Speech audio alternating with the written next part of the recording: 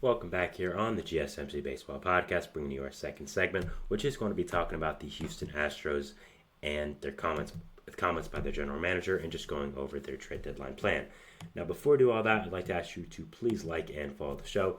We do get a number of questions from viewers, so to ensure that your question does get read in the air, please use the link gsmcpodcast.net. It really does help the show, and it really does mean a lot, so thank you so much for that. And let's get back into the show for today. All right, so our second segment is going to be covering the Astros and their potential trade deadline plan. So let's get into it. So recently, their general manager, Dana Brown, talked about how he will not sell at the deadline under any circumstances, and that he will buy no matter what the record of this Astros team is. And I just want to talk about that and if I agree. So I think there's a lot of complicated situation to think about with this Astros team and just their overall trade deadline plan. Now, some people could say, okay, well, it's kind of early to be thinking about that. Believe it or not, the trade deadline's in almost a month and a half. So I think there's going to be a lot of conversations that happen about the trade deadline pretty soon. And if you're teams, you kind of have to start determining your path, I'd say sooner rather than later at this point in the season.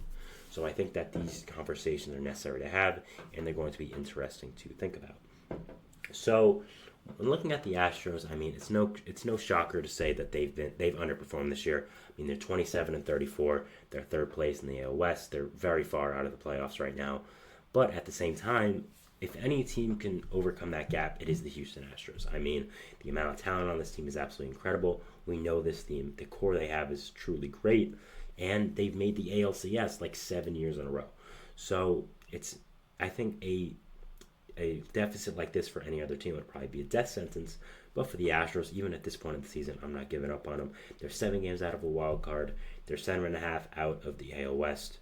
7 actually just flat, so sorry about that. But I think, again, any other team, this might be a death sentence, but with the amount of talent the Astros have, they can come back. But if, let's say they don't.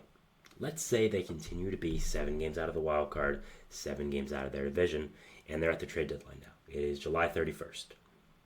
You're telling me you're not going to trade Alex Bregman. You're not going to look into trading some other players. I just find that hard to believe. And if I'm the Astros and I'm still at 7 games below 500 at the trade deadline, which is very possible, I'm trading Alex Bregman and I'm trading some other players. Let's look at Alex Bregman. Bregman is not having the best season. That's very fair to say. I think we all know that. But at the same time, he is still helping himself a little bit. His weighted runs created plus is up to 97. He's been swinging the bat really well in the past few weeks after that horrendous start, and I think he's kind of showing back to the Alex Bregman we all know. So maybe his stats won't be at the great numbers we're used to at the deadline, but I think if you look at the recent stats, it'll still show that, hey, that Alex Bregman is in there somewhere. The chances the Astros re-sign Alex Bregman, I think, are fairly low at this point, considering they still haven't. He's got 1 year left in his contract, and he's going to be looking for a lot of money. Will he get that money? I think so, personally. I think he's a very good player and a face-of-the-franchise type player, and I'm not sure the Astros will be able to give that to him.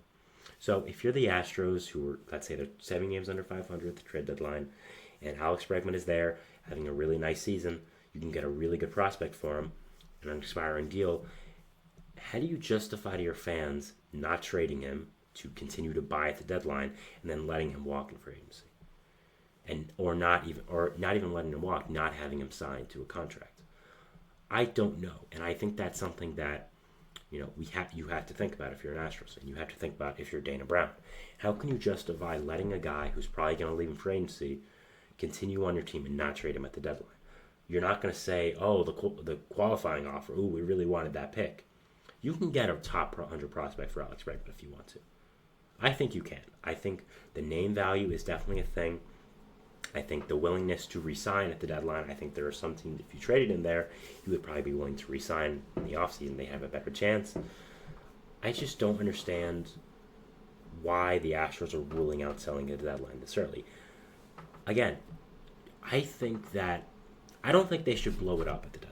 That's what I'll say. I don't think they should blow it up. Blowing it up, to me, in my opinion, would be trading Kyle Tucker, would be trading Framber Valdez, guys who are all-star level players, great players who have a year and a half left in their contract. Because then you're also punting next year as well. I think if you go to this year's deadline and say, you know what, we're 7 games under 500, Bregman's having a great season. Our chances of re-signing him in the offseason are very low. We're not going to make the playoffs this year. It's kind of a lost year. We have to move on. I think that's a very fair assessment to make. And if I'm the Astros, that's what I'm doing. If I'm still this way at the deadline and you don't feel confident about your chance to re-sign Bregman, personally, I think there's less than 10% chance they re-sign him with the amount of offers that he's going to have, being probably the second best bat on the offseason this year after Juan Soto, who's probably only going to be able to go to like 2 or 3 teams who can afford him. I think he's going to get a lot of offers. I think a lot of teams are going to show interest in him. And I'm just not sure the Astros have the money or are going to be willing to re-sign him. And I'm not sure if Bregman wants to come back with the lack of interest the Astros have shown in giving him a real deal. So if you're the Astros at this deadline, you're able to recoup some value for Bregman, who you're probably going to lose this year, and fill out that younger core. I think you also could talk about, though, trading Kyle Tucker, trading Framber Valdez, and going into a more genuine rebuild direction than a retool. Because Tucker and Framber Valdez, of course, are true stars in this league. Valdez is probably a top 20 pitcher. Kyle Tucker is probably a top 30 player in all of baseball. Those are true stars. And if you trade them at the deadline, you're getting an absolute haul. You're getting, I'd probably say, 2 top 100 prospects, some lottery tickets for both those guys. Those are incredible talents. There's a lot of teams that will be lining up to get Kyle Tucker, to get a Framber Valdez. And if you're the Astros and you think that it's maybe time to rebuild around this core, who still has some good pieces, by the way, you're not entirely going to be tanking.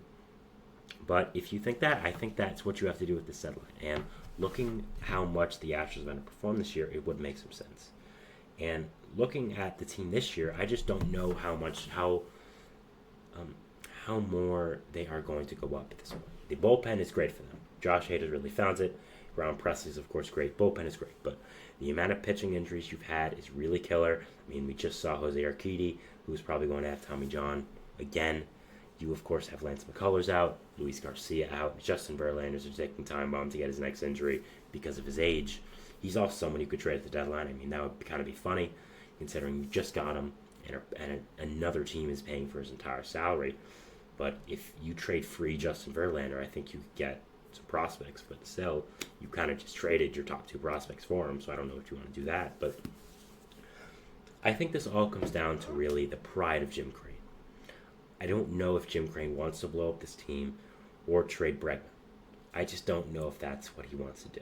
And I'm not sure if Dana Brown says, you know what, this is a lost year, let's recoup some value for Bregman before he leaves. I'm not sure if he would give the okay on that. So it'll be interesting to see, and it's going to be interesting to follow this team. If Kyle Tucker or Framber Valdez become available at this year's deadline, I mean, wow, this deadline will become amazing. If Tucker becomes available, I think we could have a full-out bidding war. This would probably be the biggest player available at the deadline who's controllable since Soto. Since Soto became available 2 deadlines ago from the Nationals to the Padres. So it's going to be very, very interesting to watch this team, seeing how they maneuver this deadline and seeing how they just overall maneuver these things. So I am very, very interested to see what does end up happening and very excited to see. I think as a baseball fan, this is what you want to see. You want to start hearing rumors about players. And, do I agree with the Astros sentiment that they're not going to sell at the deadline? It depends. Yes and no.